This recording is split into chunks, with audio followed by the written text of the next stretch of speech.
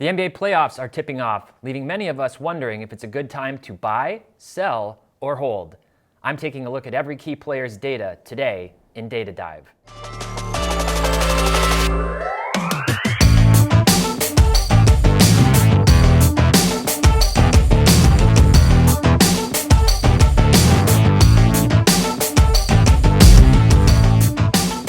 Hey everyone, welcome back to another Data Dive. My name is Tyler Nethercott, better known as T-pott, here once again to talk about some NBA basketball. This 2021-22 NBA season has been full of broken trends when it comes to the NBA card market. Normally we see an insane run-up before the NBA season. We really didn't see that this year. Normally we see an insane run-up before the playoffs, and we really haven't seen that either. In general, most modern to ultra-modern basketball cards outside of like the high-end market and a select few players have mostly been on a free fall since this time last year. So what can we expect heading into this year's playoffs? Let's jump over to market movers and see what the data shows us. You know I love to consider the Vegas odds to try to gauge who has the best shot at actually winning. So what I did is I took this year's playoff bracket and I overlaid the odds to win the finals for each team. Now, full disclaimer, I am recording this on Wednesday before the final play-in games are finished. So Brooklyn is in at this point, and so is Minnesota. The Cavs and the Clippers will play the winner of the 9-10 seeds in each of their respective conferences. So I've color-coded all of these teams based on the best payout that you can get as of this moment today. So let's just take a look at what that looks like here. And what you can see, again, I overlaid the bracket. You've got the play-in tournament over here, which personally I actually like. I think this is kind of a cool twist. It probably helps with tanking a little bit more, and it's kind of fun to see these teams try to scramble and get in. And so in this case, obviously, you've got Minnesota, who won against the Clippers, and Brooklyn, who easily took care of the Cavs. And what I've done is I've overlaid in red, for example, all the super long shots. Look at the Spurs at plus 100,000 to win the NBA Finals. It is one of those things where you're like, maybe I should put a buck on this. But you know the Spurs, unfortunately, for Spurs fans, really don't have a chance to take home the title. And so I put all those teams in red. We'll glance quickly at those players and see what that looks like for their odds. And then obviously you've got the next kind of set of odds here in orange. Yellow are going to be the ones that have a little bit better chance.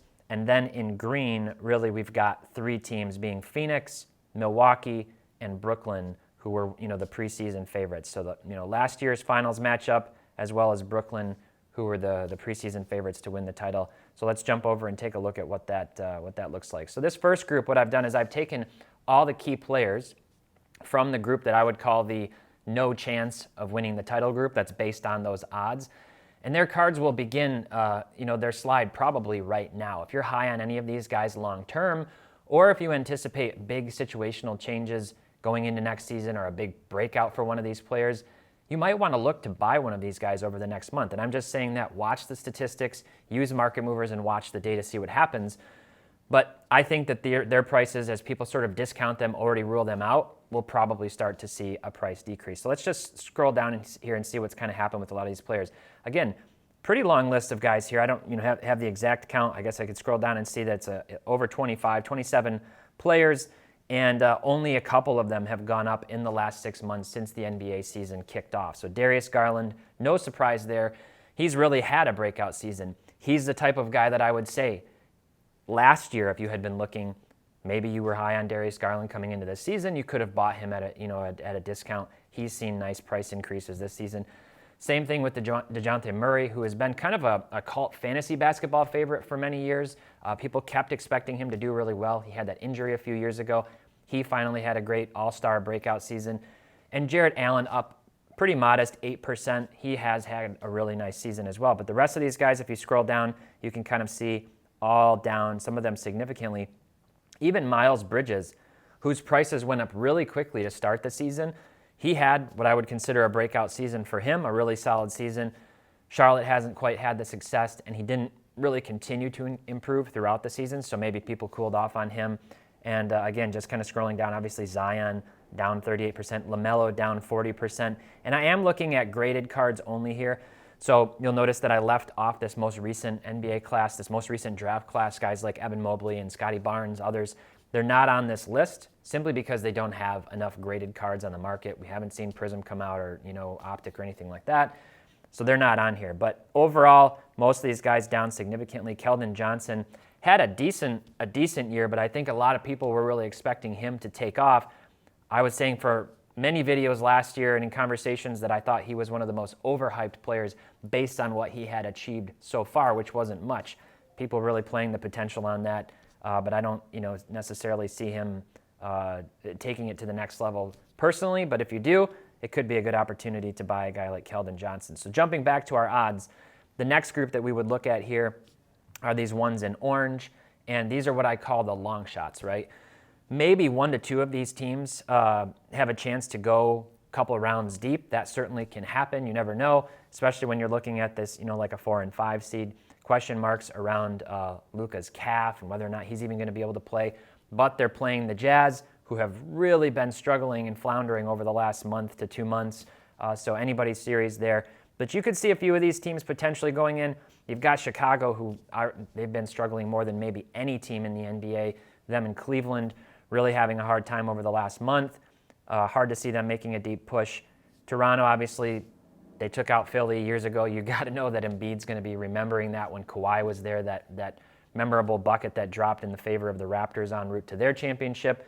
But if we jump over and we look at these players' prices, I've done the same thing. I've taken all the key players from these teams.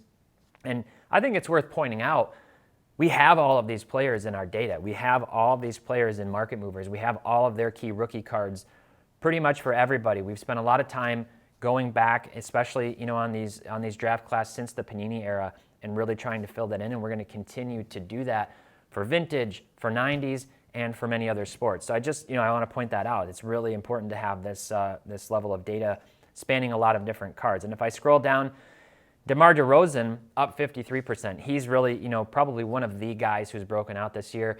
Unfortunately for Lakers fans, I think LeBron, kind of decided he would have rather had a guy like Russell Westbrook than a DeMar DeRozan or even a Buddy Hield. You've got another guy in here, Jalen Brunson, who's had a pretty nice season, who's looking for a big payday.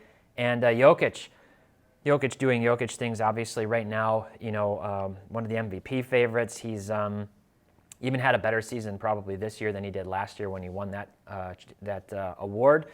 But then as we scroll down, the rest of these guys, all again in negative over the last 6 months, all of them. Jamal Murray hasn't even been able to play. Luka, who's had, frankly, a fantastic season, an absolutely fantastic season, especially a fantastic post-All-Star break run here with crazy gaudy numbers and carrying the Mavs up to that 4 seed. His cards are down significantly, and we just keep kind of scrolling down. And you've got Michael Porter Jr. all the way down here near the bottom at minus 59%. At this point, you've got to think that people are legitimately really concerned about the injuries. And Michael Porter Jr. as well as Jamal Murray, neither of them expected to play in these playoffs, at least as of right now. So even if we go over the last 30 days, let's kind of take a look at that. You can see some movement on these players. Again, Brunson up 13%, Jordan Clarkson seeing some movement, but many of these guys really, really modest numbers, and many of them still continuing to go down, including Donovan Mitchell, including Kobe White. So not a lot of hype around these prices. And again, I would expect these prices to continue to slide over the next month. So if you're not wanting to hold some of these players and have that cash tied up going into next season, you want to be able to free it up and move into something else, I would say it's kind of sell now or forever hold your peace. At least hold it until going into next season. If these players haven't already started to slide, they likely will be sliding soon. All right, so now let's move over to what I'm calling the contenders. These are the teams that I would actually feel pretty good putting money on in Vegas. Between Golden State, Memphis, Miami, Boston, and Philly, one of these teams seems to have a pretty good shot in my mind of making the finals. And if one of these teams does make a run, any player showing heroics leading up to that finals berth is almost certain to see a price bump just before the title games tip off. But as for the rest of these guys, it's an almost sure thing that they're going to see their prices decrease following a playoff bounce, which means a buying discount if that's something that you're looking for. And that usually happens, again, sooner than later. So let's look at these teams. You've obviously got Miami. Really interesting situation. Made the finals 2 years ago when they weren't the 1 seed. Now the East has been really close all the way from 1 to 6. You had records that were very, very similar, unlike Phoenix, who really separated themselves in the West and with the rest of the NBA. You've got Philly. They're going to be playing with a chip on their shoulder, especially in the first round against the Raptors. They're going to be remembering that fateful moment when Kawhi's baseline shot dropped en route to the Raptors winning the championship that year. Embiid's playing like a man on a mission. And if he doesn't win the MVP, I think that's going to light even more of a fire in him. It just remains to be seen if he can deliver. Obviously, you've got Harden, who hasn't been playing otherworldly since going to Philadelphia, but they really need him to play within himself, to play smart, to be balanced. That's Joel Embiid's team, and they need Harden to be that second reliable player for them. And then you've got Boston. Nobody's really been hotter than Boston over the last 30 to 60 days. Absolutely lockdown defense, locking down pretty much even the best offenses in the league. Jason Tatum's been playing out of his mind. And then you've got Golden State and Memphis, the Warriors, who started out so hot with Steph Curry as a crazy MVP favorite, and they really kind of fell apart. Curry's been injured. Klay Thompson hasn't returned and been the Klay Thompson that we knew before. Jordan Poole's been an incredibly nice story for them, playing really, really well, looking like the heir apparent for the Warriors, and maybe as they move past their dynasty years. And then you've got Memphis, who nobody saw that coming. Nobody saw Memphis being the 2 seed in the West, even Memphis fans. Ja Morant's had an incredible year. Even without Ja Morant, their record has actually been better. Their win percentage has been better. Somehow, without Morant playing, Desmond Bane's a big part of that. Jaren Jackson Jr. coming back. D'Anthony Melton's really good coming off the bench. So anyway, let's take a look at some of those prices for these players. So what I've done first, here are the ones from the Eastern Conference. We can take a look at these players from the Eastern Conference. You can see Joel Embiid at the top, up 19% over the last 6 months, basically since the season kicked off. He's obviously just had another really, really solid season. And the population counts on his rookie cards are, generally speaking, really low, which certainly helps. Marcus Smart, not a lot of people paying too much attention to him. That might be Boston fans kind of like scooping up his cards and wanting to have some of those locked up in a PC.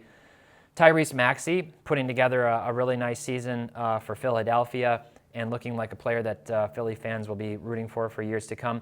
Giannis pretty much flat, minus 5%. And then as we kind of scroll down the list, Tatum, this one's really interesting to me, down 23%. His prices, honestly, for a player of his caliber, I would have thought, especially the way he's been playing for the last month, that we'd see more of a rebound. And then kind of scrolling down, Tyler Hero, probably sixth man of the year, almost assuredly actually, having a really nice bump back season after a sophomore slump. People thought, man, this guy's head isn't in the game. Well, he's really playing well for Miami and is a big part of the reason they're a number 1 seed. And then kind of scrolling down to the bottom, you've got Jaylen Brown down 38% and Bam Adebayo down 36%. So some notable names. Again, Harden, he's kind of in a must-win situation for his personal legacy.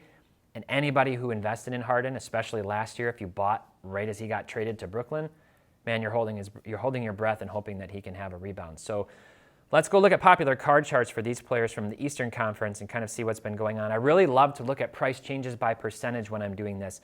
I'm stacking up several different cards, and then this helps you to kind of compare them all on a level playing field. If I were to use price changes by percentage, you can see the higher dollar cards with volatility lead to the lower dollar ones kind of looking flat, even though they've seen some price changes. So if you're doing this, just kind of a pro tip, look at price changes by percentage. The other nice thing, obviously, you can scroll down and you can see what each of these cards have been doing individually over this time frame. You've got Hero down 29% on his Prism Silver. Jason Tatum down to all the way down to 1375. To put that in perspective, that's Pop 753. That's lower than Luka's PSA 10 Prism Silver from his rookie year. And Luka's was all the way up into that $8,000 to $9,000 range this time last year. So Tatum at $1,300, $1,400, especially if Boston's about to make a run. I don't own any of these. That's one that I might be looking at. That seems like a steal relative to other players of his caliber and relative to players who have that kind of projected career ahead of them. And then scrolling down again, you've got Embiid pretty much flat, everybody else down. Harden's Topps base flagship card, even though it is a Topps base PSA 10, just population 201, down 55% since this time last year. So obviously a huge decrease on Harden's cards. Now we can jump over and look at the Western Conference. Golden State and Memphis, all of their key players. I'm scrolling down here. You've got Morant up 10% in the last 180 days, which seems pretty meager considering the breakout that he's had this year. Everybody else down. There was obviously this craze around Curry cards early in the season. Now ultimately he's down 14%. Scrolling down, Jordan Poole, who's had an awesome year, down 24%. D'Anthony Melton, who frankly has really broken out. I mean, he's not going to be an all-star. He's a really good two-way player, down 30% in spite of having a really nice season. Jaren Jackson Jr. coming back from the injury, playing pretty well, down 40%, and Clay down 34%, even in spite of coming back from the injury. A lot riding on these players' card prices based on probably what they're going to do here and what people project them to do over the next few seasons. So again, we can look at popular card charts for some of these players. A lot more going on here, a few more cards. But you can see in general, down, down, down. Let's scroll down and see the specifics. And I'll just hide this so that we can get a better view here of these percentages. And you can see that Ja down 10% actually on his Prism Silver card. Almost all of these players down universally. Jackson down 62%. Pretty much everybody's down. So this is the group that I'd be looking at going, if you think one of these teams is going to make a run, if you like one of these players to really put up some legendary performances in the playoffs, maybe now's a good time to buy. But if you're hedging your bets, that's really like making a futures bet with Vegas. You're kind of putting all your eggs into one of these players, knowing that the other ones probably aren't going to go up. So ultimately, it's a gamble. It's up to what you think is going to happen. So let's jump back over one more time. Phoenix at plus 270, Milwaukee at plus 550, Brooklyn at plus 700. All these three teams are what I would call the favorites. Phoenix, obviously the best record in the NBA by a lot. They really separated themselves from the rest of the crowd, both East and Western conferences. And in a season with a ton of parity, the Suns have really stood out well above the rest, even when Chris Paul has missed time. So they've played well even without their leader of the team. It is understandable that Milwaukee is the second favorites at plus 550 with the reigning champion team, the most consistent player in the NBA, arguably, in Giannis.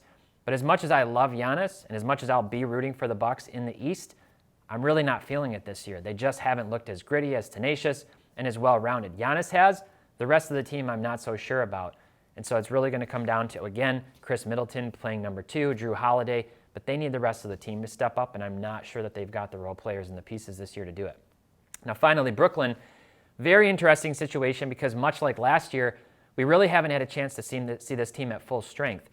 It's rumored that Simmons is coming back, and that just remains to be seen whether or not that's going to be a good thing or a bad thing. Will he gel with the team? They need him to go out and be defensive force, which he should be able to do.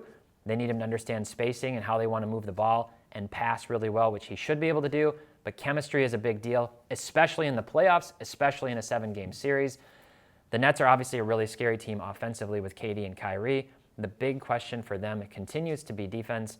It's not going to help them to score 130 points a night if the defense scores 135. So let's jump over and take a look at that popular card chart. I've pulled up some of these key players, and again, you can see, generally speaking, most of these cards down. And if I scroll down, you can see, let's hide this again, you can see all of them down. Ayton down 51%, down 60%. I've got their silvers and their base to kind of compare what's been going on. Pretty much down across the board. Even Devin Booker, who's been playing absolutely phenomenally over the last month, his prices are down. Giannis, his Prism Silver, is the only one from this group that has seen any kind of price increase over the last 180 days, and it's up just 7%. Pop 75, a card that you've got to think is going to be in high demand for a long time, probably for the several decades or longer, since Giannis has already established his legacy. And then if we scroll down, here's the other one, Chris Paul, his Topps Chrome base card, pretty low population like Harden's, Pop 298 on the Topps Chrome base, up 21%. So people are really going to be looking for Chris Paul to solidify his legacy. If he can win a championship, obviously that will really help his situation. Now, one last thing I wanted to do with popular card charts is actually look and see what happened last year to 4 of these key players' prices, kind of leading up to the finals, during the finals, and then afterwards. Let's look and see what happened here. And what I can tell you is that I believe it was July 7th or July 8th when the Suns actually went up 2-0 on the Bucks. So I'm looking at Chris Paul's prices here. You can see his Topps Chrome Refractor had already started to slide going into the finals and continued to go down. His Topps Chrome base card did actually go up during the finals. You see this sort of high point when they're up 1 game. It kind of is, they're up 2-0. I guess it was about here. And then the Bucks come and win the next 4. They take home the title, and Chris Paul's prices go down. let's take a look and see what happened with Devin Booker's prices. And one of the nice features on Market Movers, you can run these reports and then you can easily toggle on and off all of these prices. Devin Booker held more steady. I think people look at these younger players when these series are over and think, well, he made it. I still like him for the future. He's still really young, whereas with Chris Paul, they're looking at him going, I don't know. What's this guy's legacy going to be long term? He doesn't have much left ahead of him. He seems like Father Time right now and kind of invincible. But how long can he keep that up? Nobody really knew if they'd be back in the mix this next year. Unlike Booker, who I think obviously most people think has a really bright future. And then let's kind of come down here, and I'll just turn on Giannis's base card and Chris Middleton's, since those have enough of a population to track. And if we're looking at this time frame, you can see they were actually down during that time frame, and then they made it into the finals. They were flat. They win the finals on July 20th. Both of their prices go up temporarily, and then they start to come down. Middleton, unsurprisingly, being a guy who people aren't necessarily looking to have like a legendary, epic GOAT career, went down more. Giannis kind of held steady for that month afterwards, and obviously we saw that all the way through the rest of the season. So he won the title, he solidified his legacy, and then he ultimately kind of saw his prices hold serve, which is better than going down like everybody else's did. Last thing I want to look at, this is our new Market Pulse feature. These are our market indexes or indices. Either one is acceptable in the investment markets. And what I've done here is I've pulled up two different indexes. The first one is our basketball index from 2018 to 2020. The second is 2010 to 2017. These are kind of grouping key players from an ultra-modern perspective and a modern perspective. And since January 1st, this is nice because this is a macro look at these players overall. This isn't even just players who are in playoff contention. You can see movement downward on both of these. Down 16% since January 1st on the ultra-modern, the last three draft classes, and then down 10% on the run from 2010 to 2017. So this is a really new, exciting new feature available to Pro and Lite members. We're also actually going to be publishing some of these and making them publicly accessible and viewable for some of these indexes, which will be awesome. So stay tuned for that, but I wanted to take a minute to kind of preview this. Jeff's going to be doing a much deeper dive video on this. I think Parker may be doing one too soon, so we're really excited to share some of the data and insights that this Market Pulse feature brings to all of you. All right, so overall, recent historical data and conventional wisdom tell us that most NBA cards will begin trending downward over the next 1 to 2 months as the playoffs play out and ultimately wrap up. But then again, it's clear that this current season has bucked many other trends and broken with conventional wisdom in many ways. So in some ways, maybe it's anyone's guess what's going to happen. If you have Chris Paul and he finally gets a title, you have to imagine there's going to be something of a run-up going into the finals like we saw last year, and maybe a game or two before Phoenix would ultimately actually take home that championship. I would still expect the hype to fade pretty quickly following the finals and for his card prices to cool back off again. Maybe somewhere stabilize, maybe even drop down below where they were before the playoffs. Devin Booker, on the other hand, I see him more like Giannis. He could see his prices hold a little more steady by adding a title to his resume this early in his career. There's a lot of debates about Booker and where he ranks right now in the NBA and in the top players, young players in the league. It all depends on how much his prices would go up between now and that high point kind of during the finals. So it's hard to guess, but I would think that Booker's could be in a really good situation if the Suns do end up winning. So what do you think? Who's taking home the title this year, and how will it affect their card prices? Let me know down in the comments. I always love to read those, and I try to respond to many of you when I get a chance. As always, if you're interested in Market Movers, visit marketmoversapp.com and use promo code TRIAL for 7 days free. We're rolling out tons of new features. We have a big UI, UX upgrade coming. We just launched Market Pulse, and we're continuing to add thousands, if not tens of thousands of new cards every week. Thanks so much for watching, and until next time, happy investing.